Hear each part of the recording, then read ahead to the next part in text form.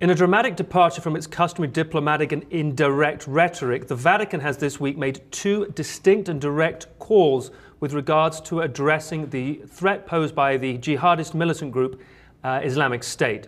The first called upon Muslim leaders to denounce unequivocally the persecution of Christians and Yazidis in northern Iraq. This is what the Vatican said, quote, "The dramatic situation of the Christians, the Yazidis, and the other minority religious and ethnic communities in Iraq demands that religious leaders, and above all Muslim religious leaders, people engaged in interreligious dialogue, and all people of goodwill take a clear and courageous stance. All must be unanimous in their unambiguous condemnation of these crimes and denounce the invoking of religion to justify them." Fearing a genocide of Christians in the region, the Vatican then made a second statement advocating and approving military action if it was felt desired, with the following statement. Intervention, they needed to make intervention now before it is too late. Military action might be necessary. So Mark, these are two very dramatically different stances from the normally sort of placatory, diplomatic language that we see coming out of the Vatican. Yeah, you normally don't see the Vatican calling for or endorsing military action.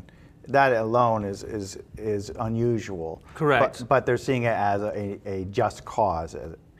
Their normal stance, you're absolutely right, the normal stance is to advocate peace. I know that sounds like an obvious thing to say, but they're normally quite assertive about that. They notably were anti-military intervention in 2003 and 2013 in the various incursions, US-led incursions at those times. So the fact that they've come out and made this statement now is a big sea change. Well, not necessarily a sea change, but it just demonstrates how precariously they view the situation, and the demand, the call for action, unambiguous action, is a dramatic articulation of that. They also, it's interesting to note as well that they go on to indicate that if they're failing this stance by the Muslim leaders, that interfaith relations could be adversely affected. So he's looking for mainstream Muslims to speak out against it. Have we seen any action on that side? Well, it's interesting you know that, and this is what confused me, because if you start to look at some of the speeches on some of the rhetoric that people have made, and the Muslim leaders in particular have made, there does seem to be at a fairly high level certain people who have come out and said that they unambiguously denounce the actions and don't agree with them. They're un-Islamic, and they're not in line with the true faith, the path of the faith. For example, CAIR, which is the Council on American Islamic Relations, unequivocally denounced ISIS with the following statement, and this was made some time ago, this was made a couple of months ago. American Muslims view the actions of ISIS as un-Islamic and morally repugnant. No religion condones the murder of civilians, the beheading of religious scholars, or the desecration of houses of worship.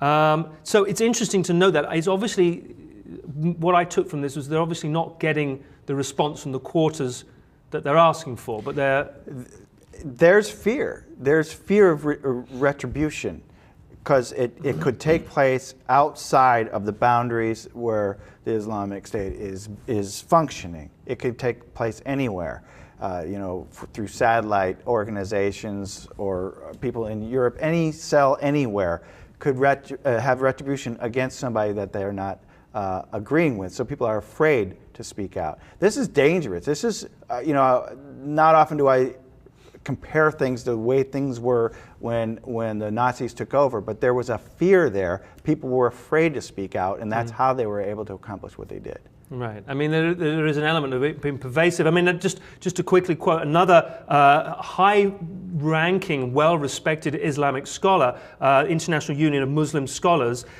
Sunni cleric Dr. Yusuf al-Qawaradi said that the Caliphate Declaration was null and void and lacks any realistic or legitimate standards. So again, there's a fairly unambiguous assertion there, but clearly, once again, and that was made a couple of months, that was made back in June, I believe. Now, again, that this call has just come this week, so clearly the Vatican is not getting, doesn't feel as though it's getting enough of the positive statements from the right quarters. But as you said, fear, I mean, and it's putting a great strain on Islamic Catholic relations, not seen since the former Pope, Pope Benedict, made those well publicized and inflammatory comments back in 2006 in Germany when he gave a speech indicating and really kind of linking Islam with a religion of violence and proselytizing by violence or conversion by violence. So strained relations there, and as I said, very uncharacteristic direct words and a call to action. Let us know what your thoughts are. Let us know if you agree with the Vatican's stance or whether you think more conciliatory tone is required, and whether in fact the Muslim clerics and Muslim scholars have actually given enough of an assertion that they don't agree with what ISIS is doing. Let us know your thoughts, and as always, subscribe to the Lib TV.